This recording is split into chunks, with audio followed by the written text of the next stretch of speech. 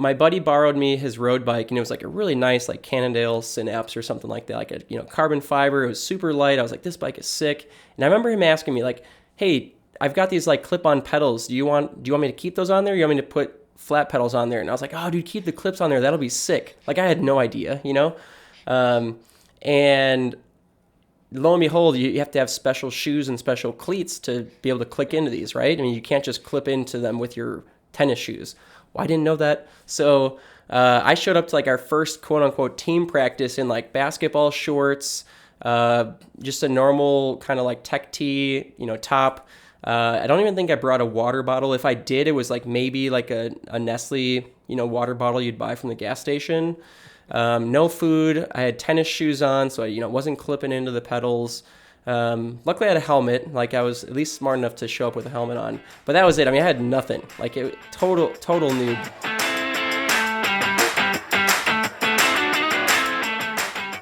What's up, everybody, and welcome to the Stable Cyclist Podcast. My name is JP, and today's episode is brought to you by Flow Formulas. If you are training for a race or you're training to be healthy, you want to feel your best. And the best way to do that is with Flow Formulas Endurance Mix and Recovery Mix. For me personally, I'm a really heavy sweater. So I always go with the high sodium mix, and I throw that in my cart anytime I'm shopping. If you are getting ready to purchase things and you've got a cart full of goodies with Flow Formulas, use the code JohnPeter15 at checkout for a discount on all those goods.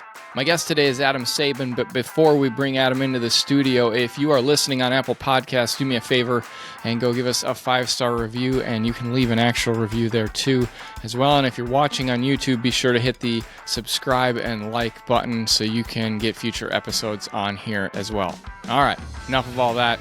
Let's get Adam in the studio. Well, Adam Saban, you are the man that I think everybody wants to hear from, but nobody has heard from before.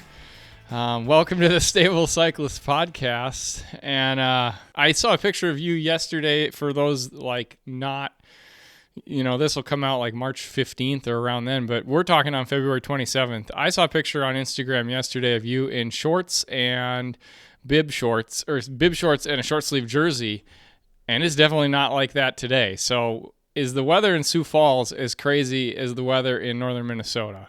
Dude, yeah, it was wild. I want to say that's the first time that I've ever worn shorts and short sleeves in February in Sioux Falls. Unseasonably warm. No, today's very different. We've already got like 2 inches of snow on the ground. I think it was a high of 67 or 68 yesterday. It almost hit 70 degrees. And right now it's 16 degrees out, and it's 4 in the afternoon. So that kind of tells you, the swing of events that we're dealing with here. But I'll take what I can get. Honestly, if we get a couple days like that here and there, like I'll take it all day. I love winter and I love winter sports, but man, I love me some summer sports way more.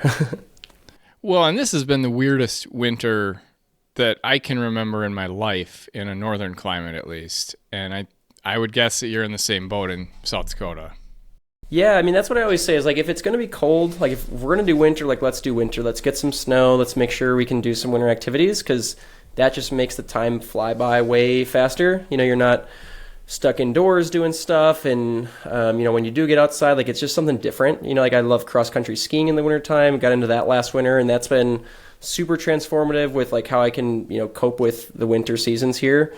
It's just nice to mix it up. We pedal our bikes year-round, basically. I still ride fat bikes in the wintertime too, so you kind of get that fix all the time, but you only get the snow sports fix every couple months every year. So unfortunately this winter was kind of a bust. We only had maybe 5 or 6 weeks of actual winter sports.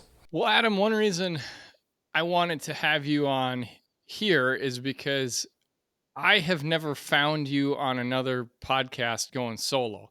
I think a lot of people know who you are because you are the host of the Bonk Bros Podcast and you are the host of the Matchbox Podcast. And for those that don't know, the Bonk Bros Podcast is where you get together with Dylan Johnson and Scott McGill, and sometimes Drew Dillman comes on and interrupts a lot, and you have a number of other guests. And you guys just kind of talk about like life racing bikes or whatever's going on in the bike world, and it's pretty chill. And then you also have the Matchbox Podcast, which is a coaching podcast, and it is like a full-on deep dive into the nerdery, and you kind of cut Dylan Johnson loose with his nerd glasses and his lab coat, and you guys talk a lot about coaching, but we don't ever really get to hear who you are. And you can find a lot of podcasts on Dylan Johnson. You can find a number of podcasts with Drew Dillman on. We've never really heard about Adam Saban and who he is. And as you and I started working together last year, and I knew that the podcast was going to become part of what is going on at the Stable Cyclist, I just thought I got to get Adam on and we got to talk to him so people can hear your story. So I guess like, who are you, man, is like the broadest thing I can throw out at you, but maybe let's start with like, who are you in the bike world, or how did you become a part of this bike world? Yeah, so I can tell you a little bit about, kind of my journey through cycling.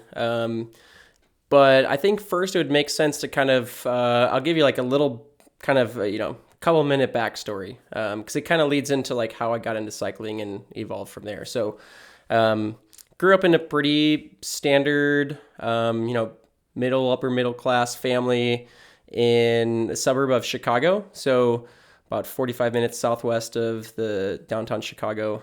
Grew up there. At a young age, I was diagnosed with epilepsy, so childhood epilepsy, as well as severe asthma. So the sports that I was introduced to at a young age were pretty limited. I couldn't play contact sports like your traditional ball sports, basketball, football, hockey. Came from a big hockey family. So that was kind of like a gut punch for my dad when he found out that I wasn't going to be a hockey star. Had to quit playing Pee Wee hockey when I was 4 or 5 years old just because of the risk for impact. So I wasn't able to play any contact sports growing up. So I was always interested in athletics. Come from a big sports family on both sides. So, sports were always centerfold in my life. But the sports that I was limited to were non-contact sports. And the sport that I ended up falling in love with at a young age, followed through all throughout my college career, was golf. So, grew up playing competitive golf, started tournament golf, I think, when I was 8 years old, and by the time I was 10 years old, I was playing at a national junior level, all over the country, traveling, probably 20 plus weekends a year for golf tournaments all over the country. I played golf all the way through high school. Was heavily recruited by a handful of big Division I athletic programs as a high schooler. And ultimately settled on going to college at the Colorado School of Mines in Golden, Colorado. Went there it's kind of twofold. I was interested in going into some kind of engineering curriculum, studies for school. Loved the mountains always growing up. We would always do ski trips and stuff like that out to Colorado. So I was always kind of gravitated towards the mountain scene. And then they're a Division II athletic program. So I was able to get a pretty decent scholarship to go play golf there. So kind of like, it was kind of the best of all the worlds. I got to move to my dream state, got to continue playing in playing golf throughout college. Then I also got to, study at one of, the top academic universities in the country for their engineering programs. So ended up going to, School of Mines, played golf all 4 years there. And really it was, when I graduated from college, I kind of was faced with this internal decision. I mean, it wasn't pressure from the outside, it was more pressure from the inside. I've been playing golf my whole life. Growing up, my dream was to play on the PGA Tour someday. Really had no desires whatsoever to go into any kind of traditional workforce, to be honest. Just always wanted to be a professional athlete. And I kind of was faced with the hard decision of either turning my direction, focus towards trying to make it as a professional golfer, or in my mind, it was going to be the polar opposite and just completely hang up the sport. At the time, I was kind of burnt out on playing competitive golf. I'd gone through some injuries throughout college, kind of had some hard times where I wasn't playing very well throughout my college career, so had a pretty poor college career at best. So I just wasn't super motivated at the time to continue pursuing a sport that was giving me a lot of frustration, and I wasn't, playing near the level that I knew that I could. So I just made the decision. I was like, I'm just going to step away from it. I think it's time to hang this up for a while, step away from competitive golf and just kind of explore some other options. When I was in college, going to school in Colorado, you're exposed to all kinds of new things. I never knew that rock climbing was a thing until I moved out there. I never knew that mountain biking was a thing until I moved out there. Trail running, any outdoor sports really. I mean, growing up in the, suburbs of Chicago, I played golf and, I knew ball sports, but I really didn't know much about the, active outdoor lifestyle. So yeah, I kind of, I just decided when I was, 22, just out of college, that I was going to hang up golf and just see what else was out there. So that's sort of how I got introduced to cycling, more or less, was that summer afterwards. I moved back home to Chicago, didn't have a job at the time, was kind of still trying to, go through the post-college figuring it out stage. And my mom signed me up for a triathlon because she was big into triathlons at the time. And I was like, yeah, I could do that. And it was a mini triathlon. I think it was only like a maybe 300 or 400 meter swim, 10-mile bike ride, and only a 2-mile run, something like that. Like, it wasn't even a full sprint distance triathlon.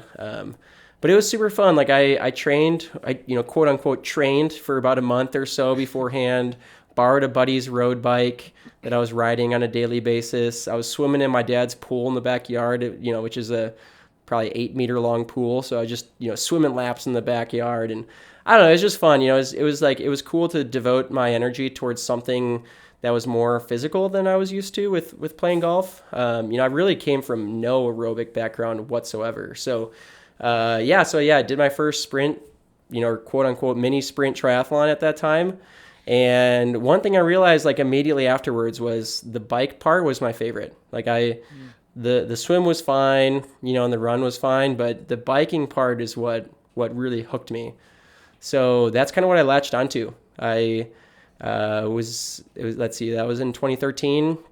So 2014 is I joined, I started going to graduate school at DePaul University in downtown Chicago, and was still kind of like holding on to that triathlon experience. And I was like, oh man, I just love riding bike. That was so fun. So I joined the DePaul University collegiate cycling team, which I knew nothing about. I had no idea what that even meant. I just figured we'd be like riding bikes around town, And no, it turns out it's a full-on collegiate race team. So I kind of got cut my teeth in collegiate cycling that season. It was 2014 spring season, road racing. That first time you're showing up to the DePaul cycling team, how in over your head did you feel? Not necessarily from a like, I'm not a good athlete, but from a like, what are these people wearing, and like, what are we doing here? Yeah, were you prepared? Were you prepared for actually. What you were getting into? Oh no, not at all. I mean, it's the funny thing is I was so ignorant about it that it didn't even really faze me at the time. It's like if you're like trying to look the part and then you show up and you're like, wow, I really don't look all that pro. Like I totally stand out. Like you kind of feel self-conscious because you know what you want to look like, but you don't quite look status quo. When you have no idea what to expect, you can kind of show up in whatever state of mind, being, look, it doesn't matter. And it almost doesn't faze you. So it's actually really funny. So I was still, at this time, I still didn't have a bike yet. I had like a fixie that I was riding around, like commuting around Chicago on, but not like an actual road bike. So I was still borrowing friends' bikes at this time.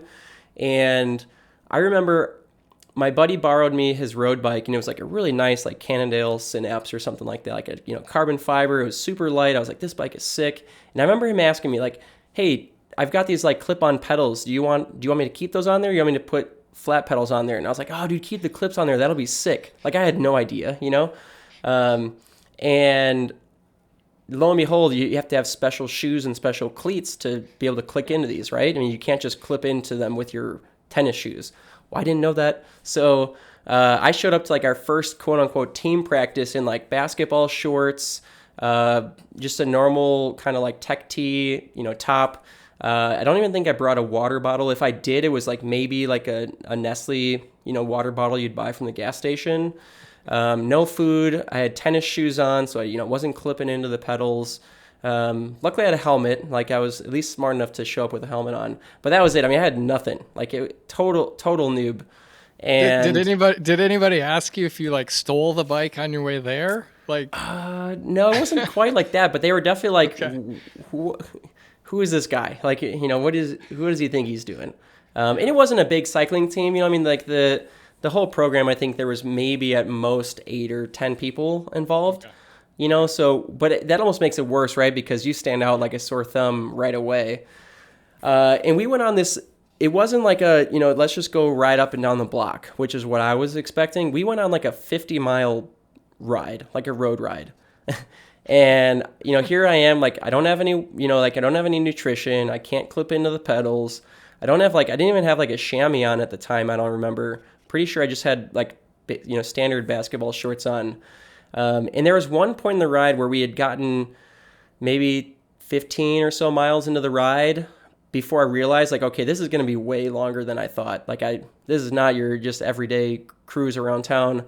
And there was like a section where, it was notorious for like the group sprint, like everyone's going to, sprint for the, county line sign or something like that. And like 3 guys started sprinting and I sprinted after them. And after a couple minutes, they looked back and they were like, whoa, dude, what are you doing up here? And I was like, I don't know. You guys went fast. I just went fast. And like before I knew it, like the group behind, they were like behind. I wasn't going to be able to hang with these guys. And all of a sudden I was like in no man's land. Like I couldn't hang with them for too much longer. And eventually I ended up just like flipping it and caught up with a couple people behind, and we called it early. But it was just funny. Like I just had no idea what I was getting myself into. I barely made it home that day. By the time you get home on no nutrition and not enough water and sore butt and things like that. But it was so cool. Like it was so new to me. It was such a different experience from what I had been exposed to with my athletic career. You just get challenged in a completely different way, and I was hooked. I loved it.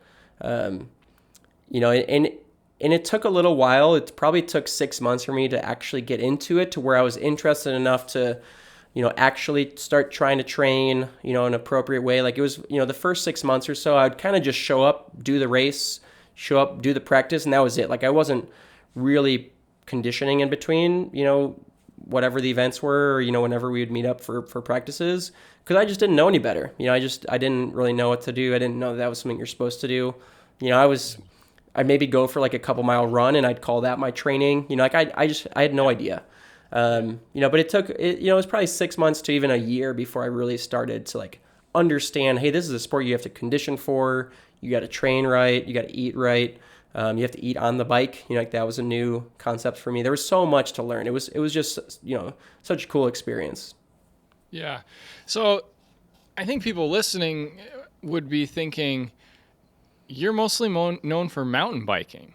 And so, or at least in my mind, you are. And so at what point do you go from like, I'm messing around on the road cycling team at DePaul to like, my main focus is mountain biking. Like, where does that transition happen? Because mountain biking is not typically something you just like all of a sudden decide you're going to do. It takes some time because it's almost a totally different sport than like road or gravel because of all the handling. Yeah.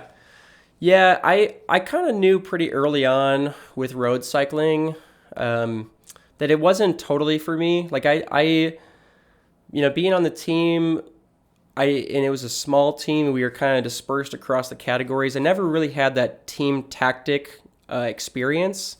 So it always just felt like it was like me against everyone, and like everyone else had teammates.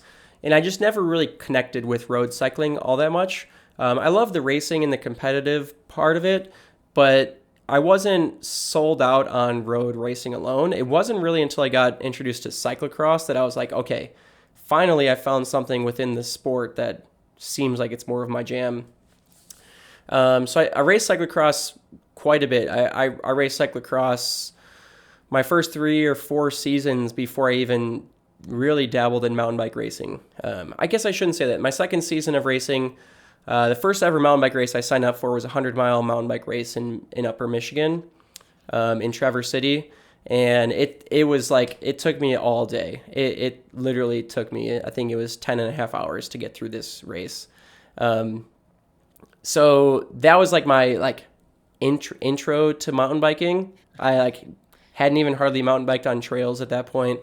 Definitely hadn't done any kind of endurance event that was even close to that as far as duration goes. But I was kind of in this like exploration time where I was willing to try a little bit of everything. So that was kind of like on a whim, but then it wouldn't be another 2 years before I would hop back into the mountain bike side of things. And that was after, so 2016, we moved back out to Colorado. So that was kind of when I got reintroduced to the mountains and what else there was within cycling. Because at the time I was, still mostly just road racing and doing some cyclocross. And then we moved out to Colorado. We were living in the Front Range, and you can race any kind of bikes you want out there. Mountain bikes, cyclocross, road, time trial, crits. I mean, anything you want, any day of the week, 9 months of the year, you can be racing your bike. So yeah, I kind of just like, we lived really close to trails. I got my first like 29er with disc brakes, like a, actual real mountain bike, and really started to just fall in love with riding off-road. The thing that I like about off-road racing versus on the road is it always felt like it was more merit-based, where, like the stronger you were, the more skilled you were, the better you were going to perform results-wise. Whereas on the road, like, tactics play such a big role, the team strategy, that it's not always the strongest one wins, or even, performs decently well. Oftentimes you can feel like you have a great road race, and if you don't position yourself well for the sprint, you might end up in the bunch sprint at 25th place, and you don't feel like you deserve that. Whereas in the off-road scene with cyclocross and mountain bike racing, it always felt like it was more merit-based. So, whatever effort you put in, you more or less were going to get that result coming out of it, relative to your abilities. So yeah, so it was really 2017. So to go back to your question of how I got introduced to mountain biking, or transition to mountain biking, it was 2017. I got invited to compete at the Leadville 100 for Team World Bicycle Relief. At the time, I was like a fundraising ambassador for Team World Bicycle Relief, and they had a spot. They always had a team and that would compete in the Leadville 100. So I was invited to compete as part of the Team World Bicycle Relief at Leadville. And all I knew about mountain bike racing was that my first mountain bike race was horrific, super hard. I wasn't prepared for it. And so I was, honestly just scared, to sign up for the Leadville 100. So that would be the second mountain bike race that I would ever register for. Luckily, this time I was smart enough to sign up for a handful of races before that to kind of prepare me. But I was so scared for what would happen to me at the Leadville 100 that I trained my butt off that year. Up till that point, I would say, I did a little bit of structured training, but it was all like on my own. I'd kind of like create some of my own. I would use Trainer Road every once in a while just to like have some template to use for training. But a lot of it was just like on my own, just doing random intervals. Like it wasn't following much for a training plan or anything like that. And when it came time for Leadville, I was like, I gotta get my act together. I didn't hire a coach or anything, but I did do a little more research into like, what does the training need to look like for this? I went from training, 2016, probably 250 to 300 annual hours, to 2017 until this last year was actually my highest volume training year ever. I surpassed it in 2023, but it was like 530 hours that year that I put on the bike, which was like a huge jump. So you can imagine, I went from like pretty mediocre, middle of the pack, average fitness to like having a pretty solid foundation to build from that year. I still didn't get that great of results in 2017, but by the end of that year, like I was starting to get some really good results in cyclocross racing, some local mountain bike racing. I was starting to get some good results in at the, kind of in the Front Range mountain bike scene. So it was really all just, it came back to how much training I'd put in for Leadville. Unfortunately, Leadville didn't go great for me that year, but it gave me the exposure and kind of the humility that I needed to continue on with my career. And yeah, it was 2018 when I decided to turn pro, quote unquote, and start racing elites. And if it weren't for Leadville and all the work that I put in for that race, it wouldn't have never happened. But yeah, I built enough of a fitness base that, I had, decent enough fitness to bump up to racing elites in 2018. Amazing. So I want to go back. You said you go to Colorado School of Mines for your undergrad. Yep. And what did you study at Colorado School of Mines? Yeah, so I studied mechanical engineering. Kind of funny story there. So going back to like, early childhood and adolescent and high school, Adam, get asked the question all the time by your elders, what do you want to be when you grow up? And literally my only answer ever was to be a professional athlete. That's all I ever wanted. When I was younger, that meant being a pro golfer. So I remember I was like a junior in high school. It was kind of that time where you start meeting with a counselor and they're going through like, what's your, college career path going to look like? Are there any prerequisite classes you need to set up in order to, meet your curriculum requirements? And I remember like that first time we met, the counselor asked me, she's like, what do you want to do? What do you want to study in college? And I was like, I don't know, how to be a pro athlete. And she's like, that's not a curriculum. Like, we need to pick something. And I was like, I don't know. Like, I'm just going to go to college so I can play golf. And then after that, I'm going to play golf more. That's literally it. So she like forced me like, okay, look objectively at what are you good at? What do you like to do in school? And let's think about some career options. So all I was good at and all I really enjoyed was math and physics. Everything else I could care less about. Wasn't great at reading anyways, but the only classes that I had any interest in were math and physics. So she's like, oh, you should be an engineer because that's, engineers use a lot of math and physics. So that's like, that's all I knew. And that's like what was in my mind the entire time I was searching for colleges. Whenever I'd meet with a college coach and I'd go on my recruiting trip, they'd be like, what do you think you want to study? And I'd be like, oh, I'm going to be an engineer. Because like, that's all I knew. Like, that's what my counselor introduced me to. So, so I didn't even know what that meant until I got to Colorado School of Mines, to be honest. And when I found out what engineers did, it seemed pretty boring, actually. Like, most of the career she put paths, you on like the opposite of the pro athlete career path by putting you exactly. in engineering. Yeah. So when I got to school, I was like, all of these career opportunities seem like not my jam. Like, none of these seem interesting to me. So I didn't want to transfer out of School of Mines. I liked it there. I had good friends there. Scholarship was good. So I knew I didn't want to leave, so I was like, I got to pick something that gives me options.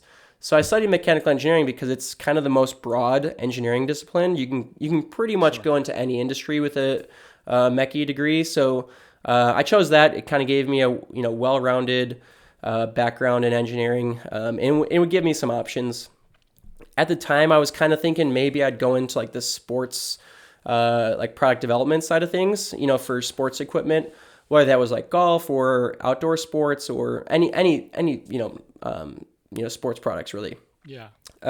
So that's really why I chose mechanical engineering. It had nothing to do with what I thought I was getting into at first. It was really just I need to have options because being a civil engineer and working for, some, city construction project just did not seem suiting to me at all. Sure. So you go to DePaul then to get your master's, and is it in the same area, mechanical engineering, or did you specialize in something different? Yeah, so I went to DePaul because I didn't have any job offers coming out of school. And then I spent the summer kind of job searching and applying and still didn't have any offers. So I didn't want to just sit around and wait too long. I wasn't going to just like go, not that there's anything wrong with it, but I didn't want to just go like be a barista at Starbucks and get by until something came along. I wanted to like feel like I was making some sort of stride towards, career path. So I really just started my studies at DePaul University because the tuition was pretty inexpensive for a graduate program. The curriculum worked out well because it was all night classes, so you could work a job during the day while going to night classes.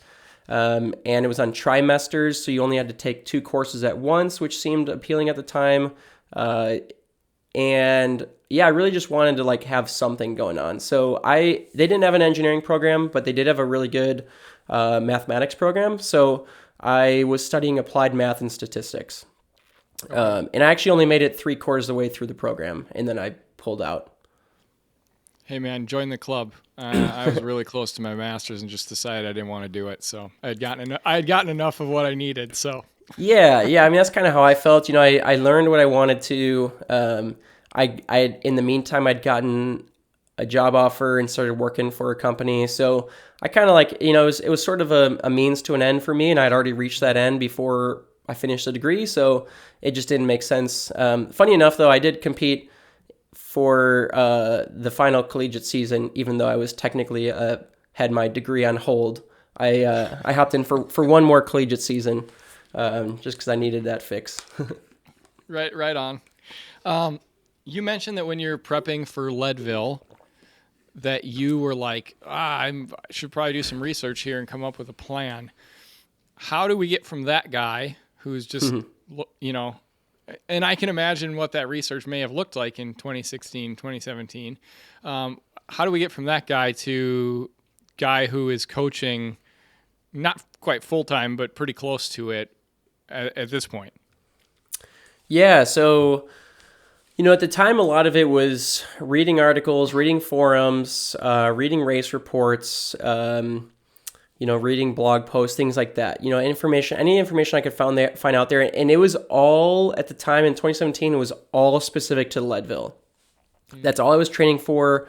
I didn't quite have this concept of like A races and B races and the whole periodization understanding. Sure. It was mostly just like, hey, what do I need to do to show up to Leadville as fit as possible so I can get through this race in a reasonable amount of time? And along the process, I just really fell in love with the learning and understanding of like how the human body works, why certain training mechanisms work, why how they're implemented, and I just really kind of was intrigued and interested in like the whole planning and preparation aspect of it. It was so different from when I was younger and playing golf and competitive golf. Like I didn't really have much of a structure to it. I would kind of, I would do certain things in a certain way out of habit, but I wouldn't say there was as much intentionality as there was behind what I was learning about training. Like you have to be very intentional when it comes to endurance training. And that was just new for me. It was a different way of approaching training that I hadn't really been in tune with. So it was more just a passion. I just had a passion for it. And, I learned some in 2017 that got me, in and through Leadville. Then, looking ahead towards 2018, I did some more research and started 2018 is when I would really say I started real structured periodized training. I started making my own plans and following those plans. And I really fell in love with having a set goal each day and going out and achieving it. Instead of just like seeing what was, here's on the schedule and then going out and randomly doing something else, it was like, hey, this is my objective for the day and I'm going to hit that, I'm going to measure it, and I'm going to record my progress. And I really just liked that process a whole lot because, again, that was something that was fairly new to me. So, 2018, I really started creating my own training plans. 2019 was the first time I actually started working with a coach.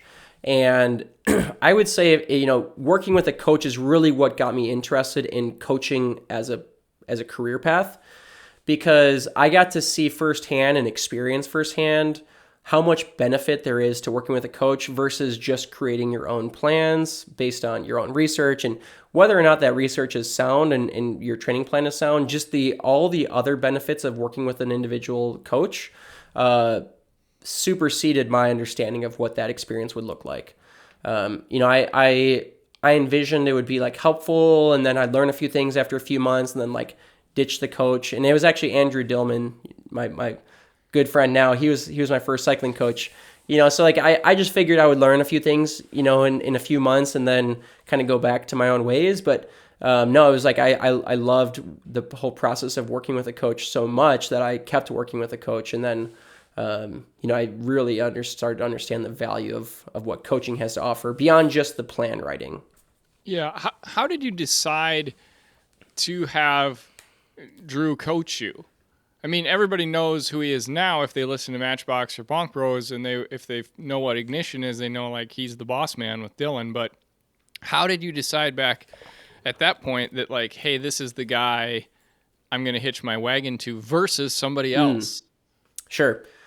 So kind of goes back to one of those ignorance is bliss kind of situations again. I was introduced to Drew through an organization that we're both involved with called Athletes in Action. It's a Christian cycling ministry that caters to, advocating for professional athletes or professional cyclists. So we got introduced through Athletes in Action, and Drew had mentioned that he had started his own coaching company, and that coaching company was kind of help supporting his professional cycling career, which that part I thought was really cool, that he like set up this business to help fund his pro cycling.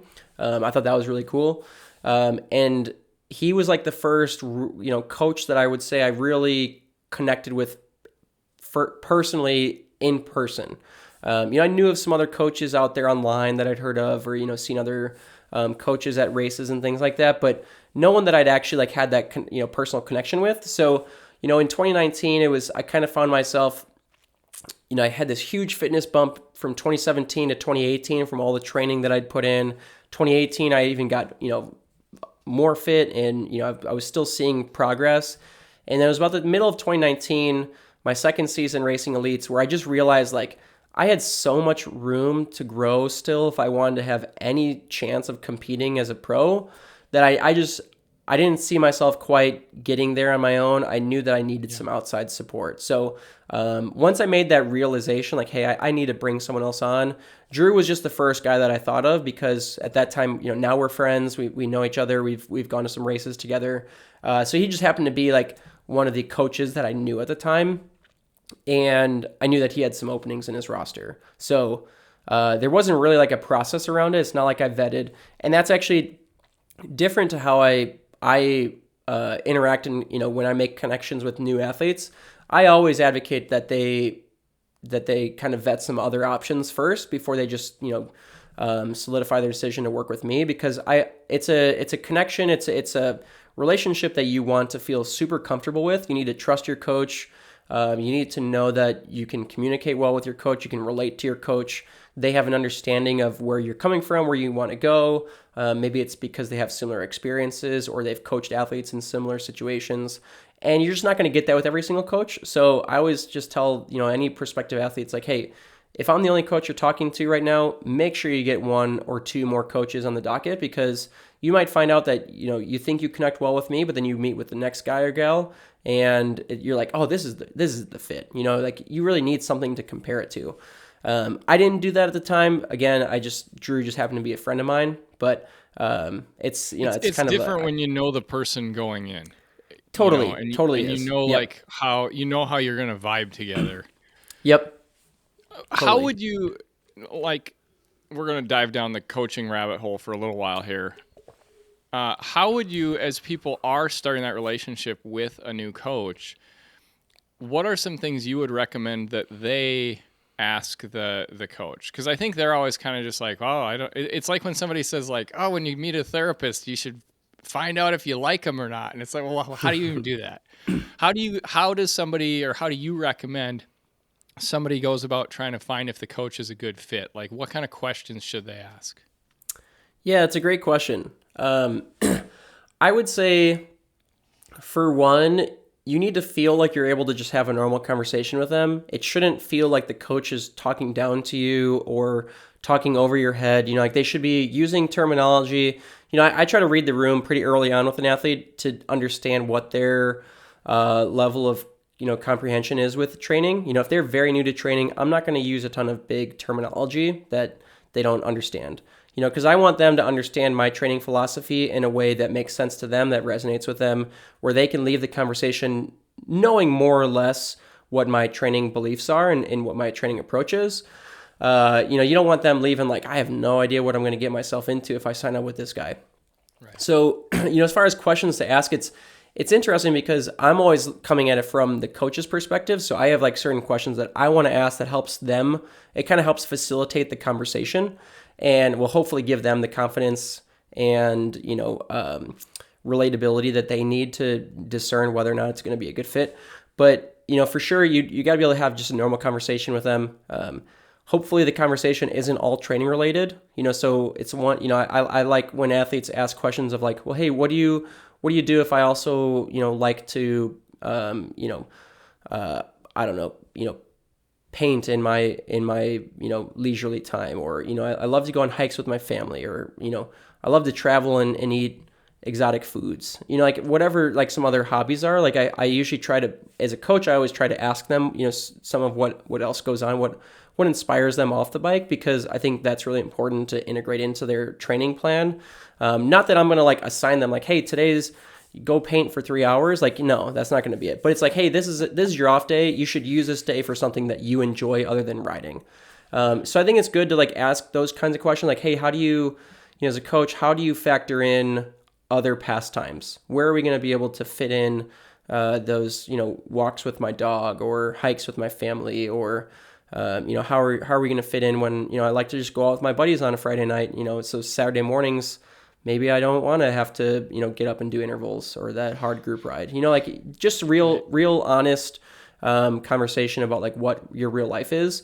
And I think that's part of what a mistake that athletes make when they are setting up that relationship with the coach is they think their coach is going to hold them to too high of a standard. And that may be from experience. Like maybe some coaches do approach it that way. But I don't really want my athletes to like have to feel like they have to live up to my expectations. Like that's not how the dynamic works.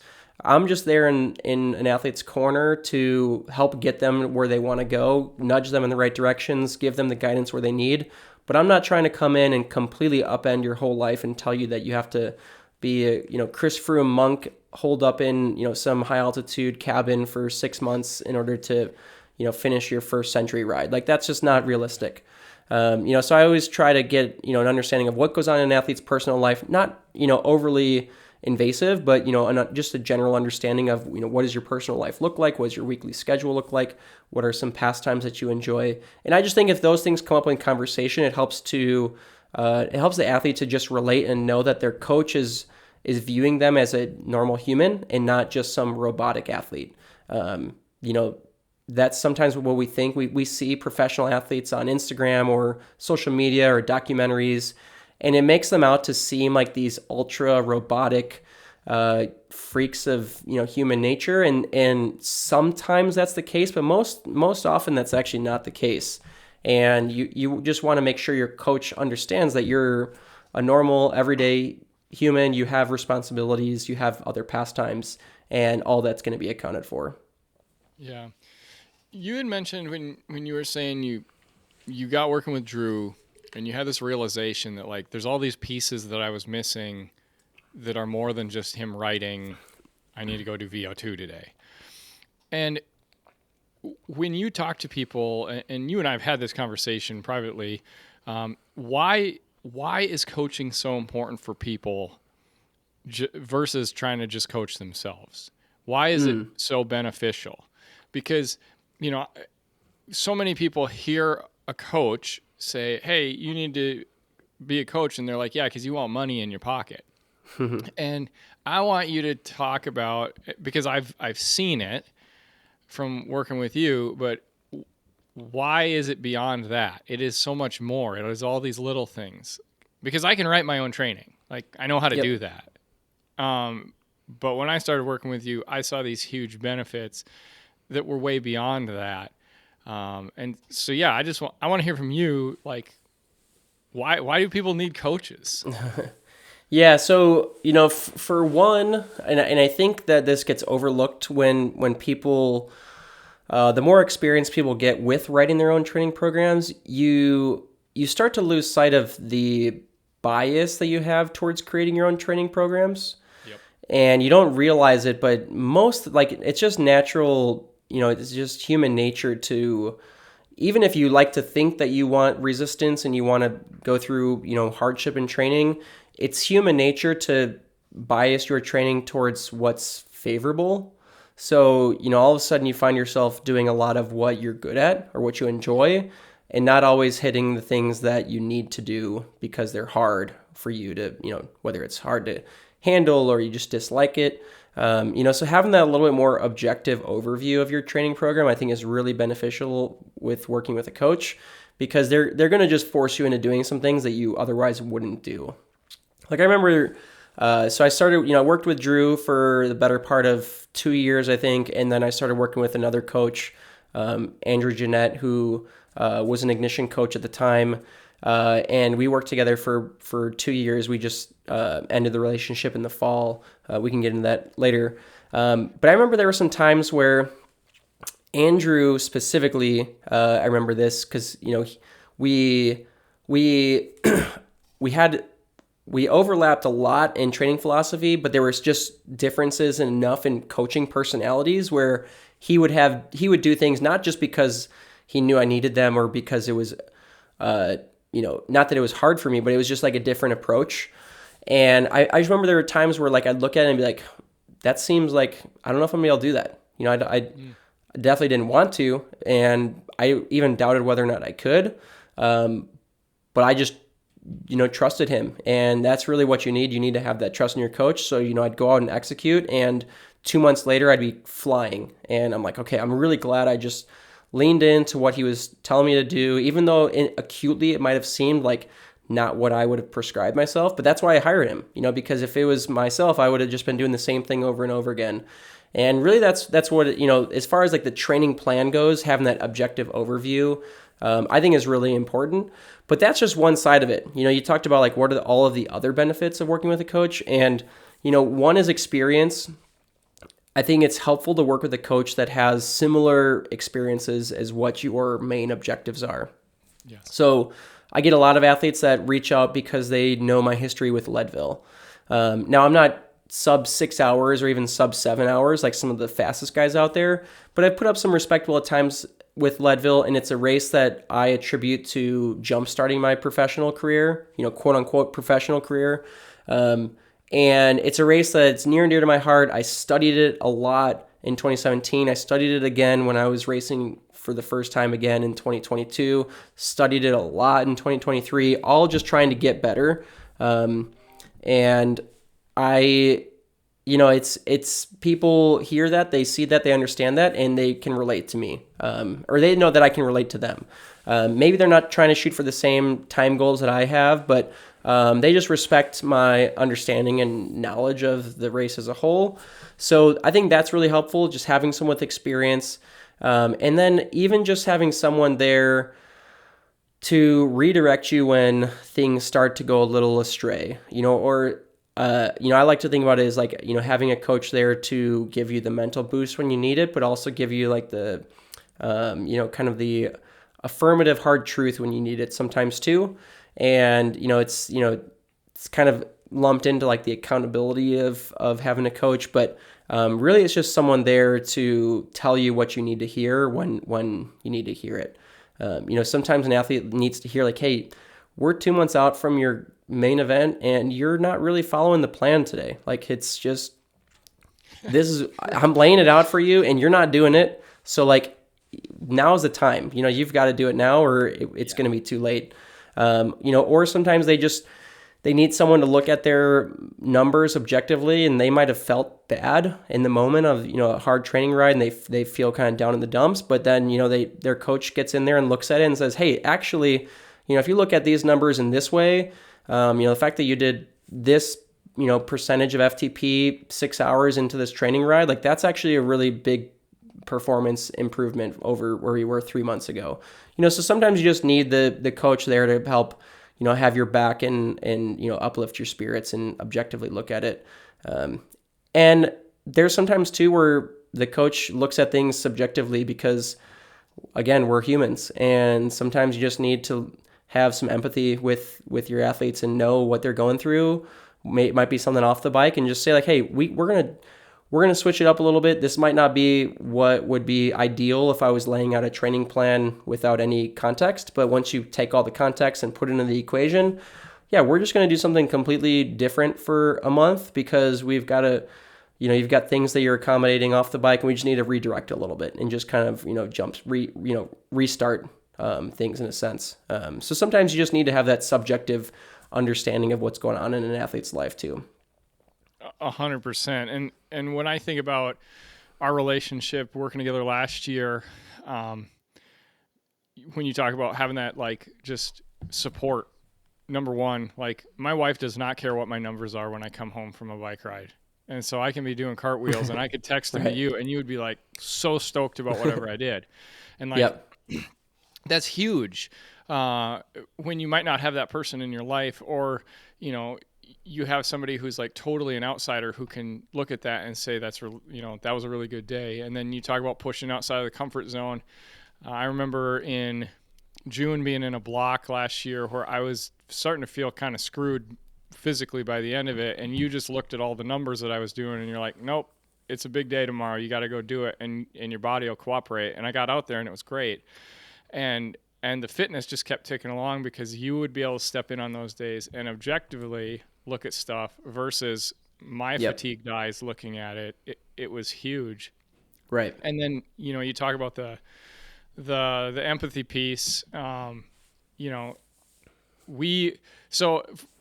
people will need context for this. You and I started working together last year. We'll get back to this story in a little bit, but you and I started working together because I was working on a mental health documentary, and the end of the documentary was getting to the Mater 100 and racing. And in July, I had a real bad mountain bike accident. And you were right. We just, like, it was, let's hit the pause button. I'm here whenever you're ready to pick this back up again. We're going to get this thing done. And we still haven't got it done because, you know, I'm still dealing with some post-concussion that we're trying to work through. But the relationship is there, and it's good to know when I'm ready to pick things back up, we're ready to go again. And there's also the empathy of just like knowing, you know, what that feels like to get shut down from an injury or from a long-term injury. So it's good to have that person in your corner who is objective, who is an outsider, who can tell you the hard truths when you need to hear them, but also put their arm around you when they need to. And yeah, I used to look at coaching for people like myself who have a really big background in exercise physiology as like, why would I ever need this? Mm-hmm. And now I'm like, no, everybody needs to get a coach.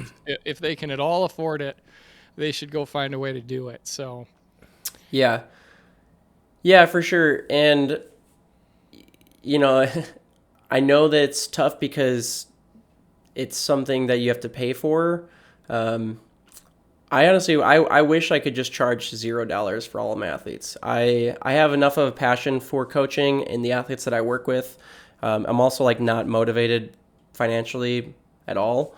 That I wish I could just, I mean, I can't because I have a family and I have to like provide. But if it were up to me, like I would just work with people because I have a love for helping and working with people.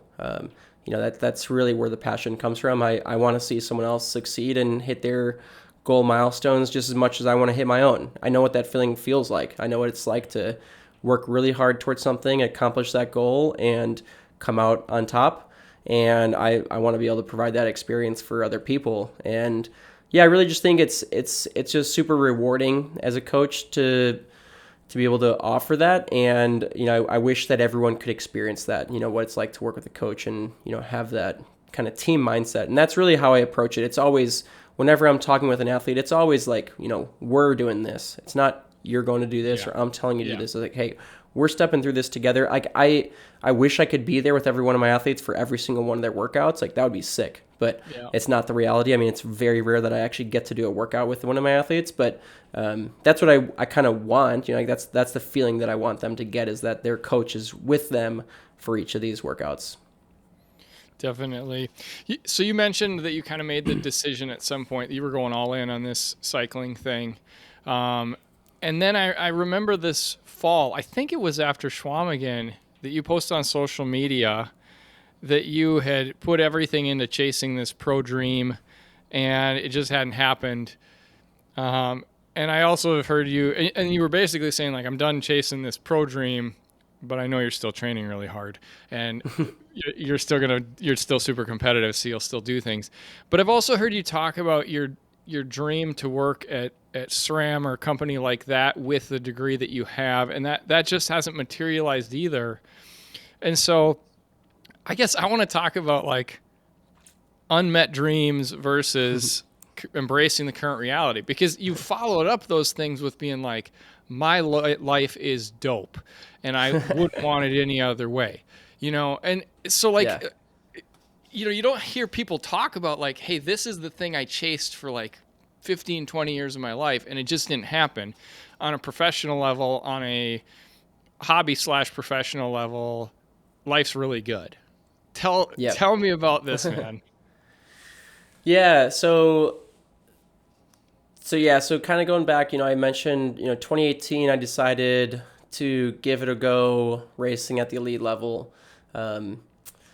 And to be honest, that was probably I probably jumped the gun a little bit on that. I was getting good results locally. I could finish on the podium at your local Cat 1 cross country races, but, to go from that to racing at the national level, the pro level nationally is a big jump. And I didn't realize that until I kind of dove headfirst into it. So I really quickly learned like I had a long ways to go if I was going to try and make it as a professional in the sport. And again, remind you, I came from no aerobic background whatsoever. So it's not like I had this, bank of fitness to or experience to lean on. I mean, everything was just still so new and green to me at the time. So it took from 2018 until I would say 2021 season before I finally felt comfortable as a quote unquote pro mountain biker or, off-road cyclist. Up till then I just kind of felt like a wannabe or, kind of like a poser, it just, you get that syndrome where you just feel like you're, like I think they call it like imposter syndrome. Like you're there, you're doing the thing, but you don't quite fit in. And that's how I really felt for the first 3+ seasons of racing at the elite level. I was there, but I wasn't really there. I was just kind of existing. But then in 2021, like I started to get some good results, and I really started to feel like all the hard work that I was putting in. I was training a lot, training really hard, training strategically, and it started to finally feel like things were clicking for me. And really what turned for me was the confidence. I went from just being super timid, not feeling like I belonged, to then like you get a couple good results, and it's amazing how much confidence plays a factor in your future performances. And now all of a sudden, like I'm rocking up feeling like, hey, I'm here to compete. I'm here. I belong. I'm just as, I know, on paper, objectively, like I'm not as good as, some of the top guys, but mentally, emotionally, like I would treat myself that way. I finally got to where I was comfortable in my own skin. So in 2022, or at the end of 2021 or so, my wife and I kind of had a talk and, agreement, like, okay, what would this look like if I was really going to try and, go all in a sense? It wasn't going to mean quitting my job full time and like really just training full time. Like I still had to have a sense of, adequate income. 2021 was the year my first son was born too. So like, it wasn't going to be the responsible move to just drop everything and go full time. But like what, realistically, if I was able to train an extra 25%, what could we do with that? If I, didn't hold back as far as the races I was going to go to, if it was kind of like, not that budget wasn't a factor, but if I, expanded what my budget was and like was responsible, what could this look like? So 2022 and 2023 were, we decided to give it 2 years. I dropped back to part-time as an engineer. So I was working full-time engineering up through 2021. In 2021, I also started coaching at a part-time level. So the 2021 season, I was working 50 plus hours a week while also training, pretty close to full-time. So I dropped back to part-time engineering in 2022, and that afforded me quite a bit of flexibility with my schedule. So I could just train more basically, instead of training 12 to 15 hours a week, I could train 15 to 20 plus hours a week. And it also gave me a little more flexibility with my schedule. I wasn't held to a set, number of days off, afforded with the job. It was kind of like working part-time. I could pretty much take days off whenever I wanted to. So it meant, travel was a little bit easier. I could take more of my work on the road. I mean, I was already working remote, but I could take more days off if I needed to on the road. So yeah, 2022 and 2023, that was kind of the model that I followed, and I was going to give it my everything. I mean, it was like 2 seasons, as much, I say as much budget, as much resources we could throw at it, but, I was smart about it, but, I went to all the big races, trained super hard, and, I just wasn't getting the result. I just didn't get the results that I needed to get recognized for, to present myself with opportunities to race full time, basically. Good enough results to feel somewhat competitive, but not good enough to get noticed and receive full-time support through that. And my standard was pretty low. Like, I wasn't trying to raise, 6 figures or anything like that. I mean, I was, for me in my mind, like, if I could somehow replace some of my income with, sponsor support, and still work on the side, like, I was willing to kind of do whatever it would take, but, it just didn't quite click for me. I wasn't quite willing to go the social media route and, try and build my following or exposure that way. Like, I really wanted it to be a little more merit-based with, athletics, and kind of based on what I felt I could do and offer as an athlete.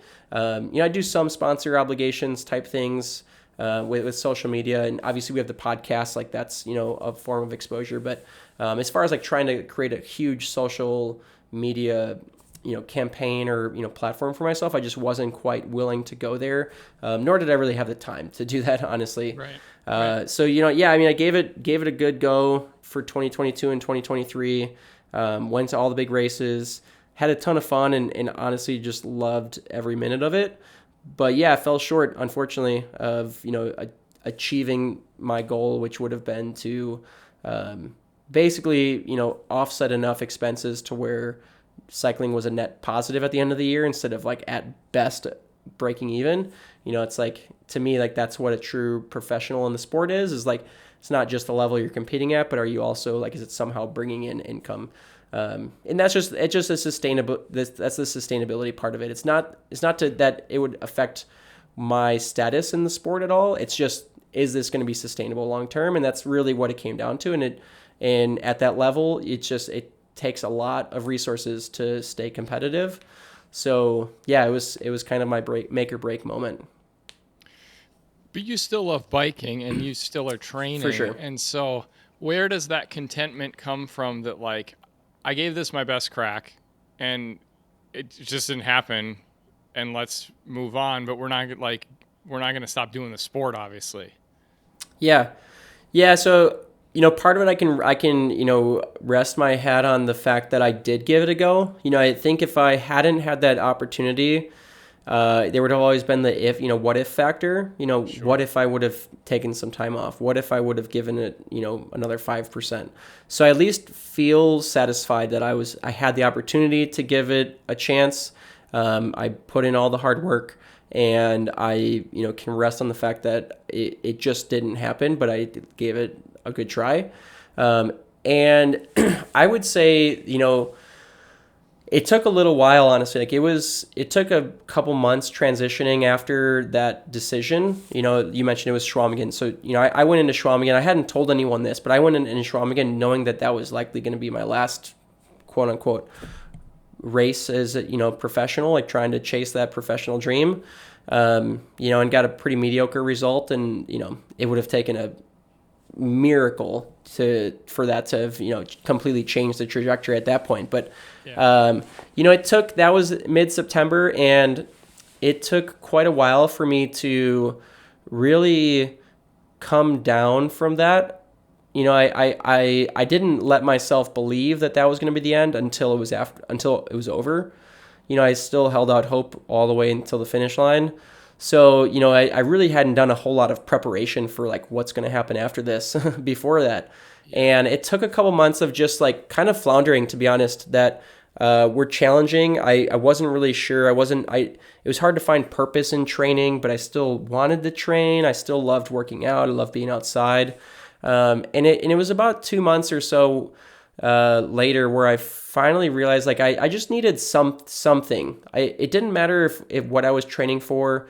I just needed something to work towards. Like that's really, as an athlete, like that's what I've always loved, is there's always goals, there's always things to be working towards to try and improve yourself. So even if I wasn't going to be chasing professional cycling anymore, I needed something to work towards. And I realized like you can take the professional out of me, but you can't take the athlete out of me. I'm still myself. Athletics are still a big part of me. I still love riding and training. If anything, I love training more than I even do competing at times. I just love that whole process. So, it took some time though for me to really get comfortable and recognize that you can still be an athlete without being a professional athlete. Like you can still train, you can still have goals, you can still go to some races. And that's kind of where I'm at this year. Is I'm going to some races that I want to go to because they either seem fun, or they're stone unturned, or there's still some kind of performance goal wrapped around it. But if I don't want to go to a race, like I just don't go to a race, and that there's nothing wrong with that, and I can still train and follow a structured program. I'm doing a lot of wacky stuff right now where because I don't care as much about performance this year, I get to like experiment with all these different wacky training protocols and stuff, which is good for me to kind of build some experience as a coach and an athlete. It's also just fun to try some new things. But for me, it's just I had to kind of just realize that while professional athletics was always the dream, it doesn't, just because that part of it gets taken away doesn't mean every single part of me changes. It's my whole identity wasn't completely consumed by being an athlete, even though it's a huge part of my life. Being a competitive professional athlete was just a career option. It wasn't, it didn't have to, my whole lifestyle didn't need to change completely. I don't train 20 plus hours a week anymore because I don't have 20 plus hours of performance goals to warrant it. But I still love training. I still love getting out there, pushing myself. And yeah, just being an athlete, it's just a part of me that I don't think will ever go away. So the question I think a lot of us, regardless of where you're at in your cycling career, the question that a lot of us have is, how did the Bonk Bros and the Matchbox Pod come about? And how did you end up as the host? Well, the latter part of the question, I don't know how I ended up as the host. The podcasts were both, the first podcast, the Matchbox. So we started the Matchbox Podcast just because we were looking for different ways to promote Ignition Coach Co. So I was one of the first coaches that Ignition hired back in 2020. And right after we were you just had looking, fired Drew as your coach?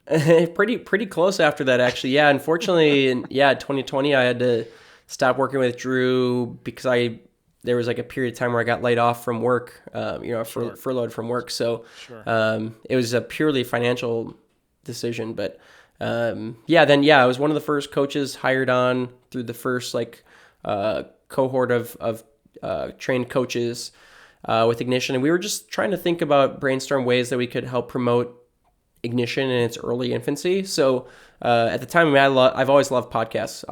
Ever since I was introduced to podcasts back when I was commuting to work, living in the city, so back in 2015, I found podcasts, and it was like the quickest way to get through an hour commute. It was just listening to a podcast. So I just kind of pitched the idea like, hey, what if we start a training podcast? Like, I know there's a ton of them out there, but maybe we can do it a little bit different, and it's a way for Ignition to kind of get some exposure. And a couple of the guys kind of latched onto it. Dylan was interested. Drew was kind of like peripherally interested at the time.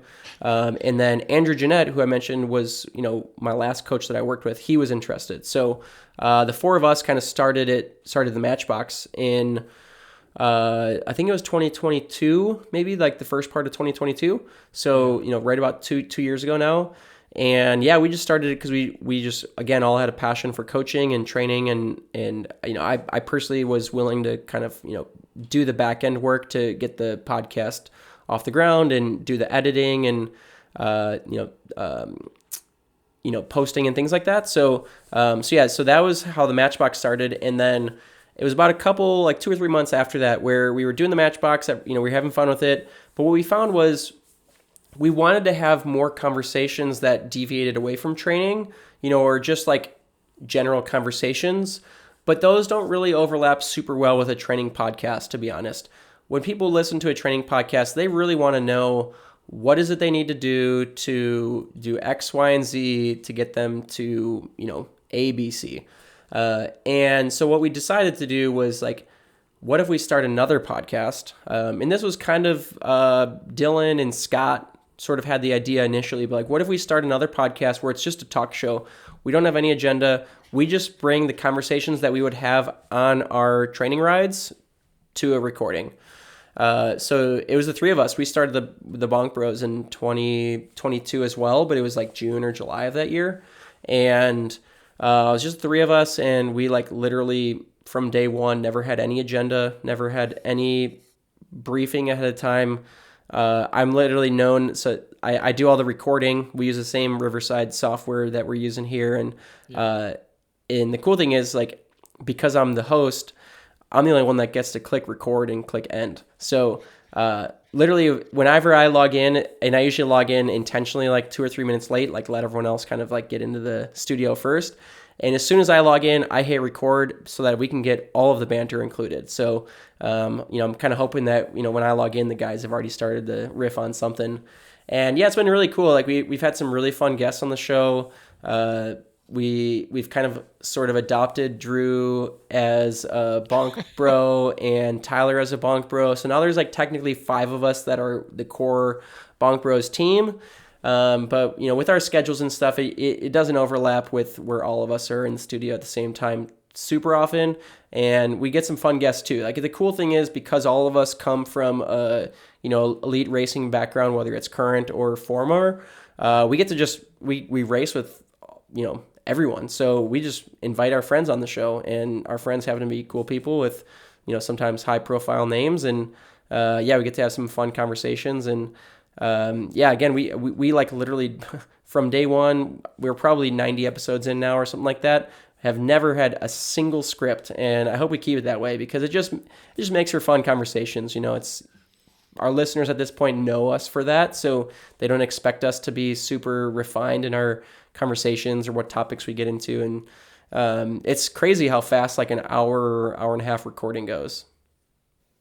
Yeah, you guys, you started this just as like three homies sitting around talking.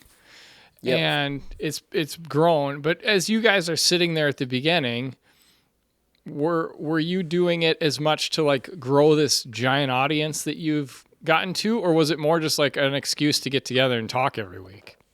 It was the latter. Yeah, I mean, we didn't really know or care. Actually, if you ask Scott, he'd probably prefer that no one listens to it. But we really didn't care what kind of audience we, came from it. It was more so just like an excuse, like a fun excuse for us to get together and just riff about the latest things in bike racing. Something that we all love to do. Like it's honestly, like, you'll find this too, JP, with, as you get further into this podcast, like the conversations you have are conversations you don't normally have on a regular basis most of the time. Like where you're sitting down, I know we're not in the same room, it'd be sick if we were, but where you're just getting down, have a conversation with your friends for the better part of an hour or two. It's just super valuable, and it's just fun, and it's something that we all really enjoy to do. So like, even if the show ended for whatever reason, we'd probably still just want to get together and have these same conversations, so it's like we might as well just be recording it and putting it out there for people. Well, like I said earlier, we started working together because I was working on this mental health documentary, and I had connected with you because we were trying to make a connection for the Sioux Falls area down the road. And when I reached out to you, the only reason I reached out was like, you were the only person from Sioux Falls that I knew and in the bike community. And so I was just like, well, I'm going to write to Adam. I knew you hosted these 2 shows. That was my only connection. And then you came back to me with, hey, this is a really cool project you're working on. Do you want me to coach you?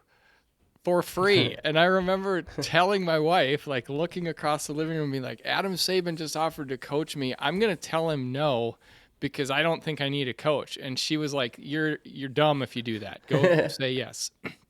But what I want to talk about as we close things out here is, why were you so willing to like get behind a mental health project? Why were you so willing to have conversations with me about it? I know that a couple times in if you've listened through the full Matchbox library, you've mentioned depression. But yeah, like why is this topic of mental health so important to you? Yeah, I mean, it's important to me because it's part of my story. You know, we didn't do a super deep dive into my, whole personal story. Mostly kind of touching on some of the athletic parts of it. But yeah, I mean, my mental health journey really started at an early age, probably 12, 13, maybe 14 years old. It was kind of the first experiences I had with depression. And, it was really like, kind of during some of those formative years in high school, especially where, I can look back and, at the time, I was dealing with a lot of mental health issues that, went unresolved. And, part of that was just because you're at a young age and you don't really know better. But a lot of it too is just kind of the stigma around it. You don't want to be that guy. You want to be the guy that's known for, fun to be around and positive and, high energy and, accomplishing things. Like, you don't want to be known as the person who feels broken or left out or, purposeless. Those are all words or terms that, feel devaluing. So, I kind of just kept everything bottled up for the most part, as long as I could, and then it was somewhere probably my junior year, somewhere kind of like middle to end of my junior year that I remember. And this was like a turning point in my life where I was going through some struggles with my playing performance in golf. I was like at what felt like an all-time low performance-wise, which was like at a critical time where I'm getting noticed by all these Division I collegiate programs. So they're like, what the heck's going on with this kid? We can't be recruiting, this kid if he's, not shooting these scores. And I really started playing for reasons beyond myself. I was playing for the scholarship. I was playing for the, playing opportunity at a Division I school. I was playing for the coaches and, my parents and things like that, and just kind of stopped performing for myself. And then at the same time, I was going through like, relationship issues, high school relationship and, some of the emotional turmoil that you deal with that. And yeah, it was, I went through some really dark times, suicidal episodes, attempted suicide multiple times. And, I really leaned on some close friends during that time who I could trust in, confide in, know that they weren't going to go and expose, some of the things that I was going through, that they were just kind of there for me through some of those hard times, and, made it through and kind of got by. But,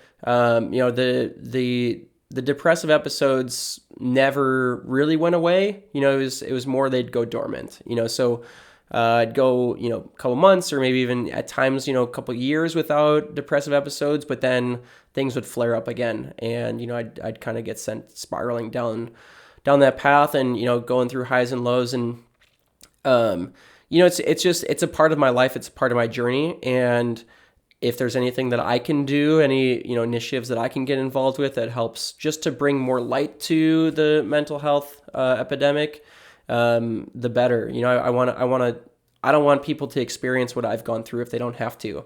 I'm still quite reserved at times with some of my own thoughts and, some of the issues that I deal with mentally.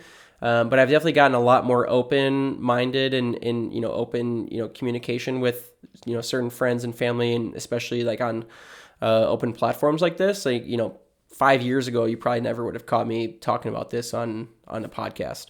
Sure. But it's something that I've just embraced and accepted as like, that's, again, is just part of my journey. It's part of what's gotten me to where I am today. And, there's no reason for me to continue trying to like hide that. It's healthy for me to talk about it.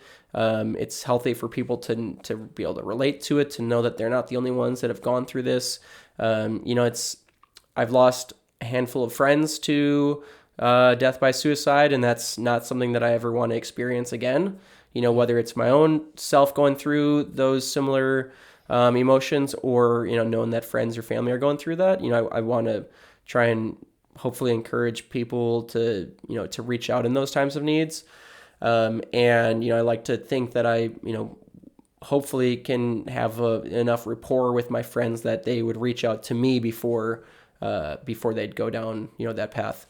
So it's part of that's part of why I've been a little more open about it. Is I recognize the value, and as someone who's like always had a passion for helping other people, that's kind of like a way that I can see where if people can at least relate to it and know like, hey, they might look at me and be like, oh yeah, Adam, he had this sick opportunity to race bikes at the elite level for 6 years, and it seems like he's got everything put together. Like, no, it's not the case. I mean, like I go through struggles. I go through times of definitely depression still, some anxiety and just some hardship, where it's just not everything is what you see on the screen or, on the results sheet. And, the more that I can do to help the next person that's going to go through something similar, I just see a lot of value in that. That's amazing, man. And I appreciate you just getting behind what I'm trying to do here. And I look forward to getting healthy finally and trying to finish this story with your help down the road. Yeah, so, I mean, that's really, that's what I thought was so cool about your project is for me, and I'm sure you can relate to this, staying athletic, staying active is one way for me to keep my mental health at bay. The endorphin effect is one thing, but also just the general sense of like feeling of purpose and direction, like having something to work towards and something that's measurable, something that is healthy, that you're, benefiting your body mentally and physically. It's just, to me, it helps to keep my mental emotions in check. If I'm having a bad day, like I know that going for a workout is always going to be better than just staying inside. So if I can force myself to do that sometimes, even if it's just a 20-minute run here and there, I know that that's going to be beneficial. So when I heard of your project and it was, revolved around like mountain biking and mental health, like I thought that was super cool because mountain biking is something like, when you're mountain biking, this, you have to be so focused on what's going on in front of you. Like you can't really let your mind wander too much or you're going to be in for a rude awakening, Yeah. So that's what's super cool about mountain biking especially is it's a way for you to escape mentally from what's going on with, some of your inner demons. And I just love the idea of you marrying those two together in the project that you're putting together. So yeah, that's why I was like, I just want to be a part of this. I want to help JP get the word out there and help him get through this goal because I just think it's super cool. For sure. Adam, where can people find you if they want to, obviously we talked about the Bonk Bros Podcast and Matchbox Podcast. Where else can they find you if they want to follow your story on social media or wherever? Yeah, I'm on Instagram, AdamSaban6. I don't post there every day or, super frequently, but, I'll do some stories and stuff like that. And, the big posts I usually reserve for like some kind of, more life event type thing. I used to be the one to like post pictures of my bike, once a day, but now I just kind of reserve it for, more impactful events in my life. But yeah, so you can find me there on Instagram. I do technically have my own coaching company. So I partner with Ignition, but then I have my own coaching company called Saban Training Academy. So I've got some resources there where you can contact me through the website if you're interested. And that's really what I race. Like, if and when I do race moving forward, it'll all be just kind of like under the, my coaching branding, Saban Training Academy. Adam Saban, thank you so much. It's always good to talk to you, my man, but especially when we can cut out a long period of time like this. And appreciate you, man. Yeah, I appreciate you, JP. Thanks for giving me the platform to speak a little more about my backstory. And look forward to hearing more about it. Hopefully catching you at some races this year. Thanks for listening. If you're looking for more content like this, you can head over to the Stable Cyclist YouTube channel where the Bankruptcy Bike Build project just dropped. And in the Bankruptcy Bike Build, it is a series where we strip a bike down and rebuild it using almost entirely parts from now bankrupt bike companies, all the while talking a lot about my own personal mental health journey. You can also find me on Instagram at The Stable Cyclist. Finally, The Stable Cyclist is a twice-monthly show focusing on long-form conversations about bikes, mentality, and when the situation is right. As you heard today, we'll even dive into mental health. Have an amazing day. Thank you for listening. Most importantly, remember you are loved.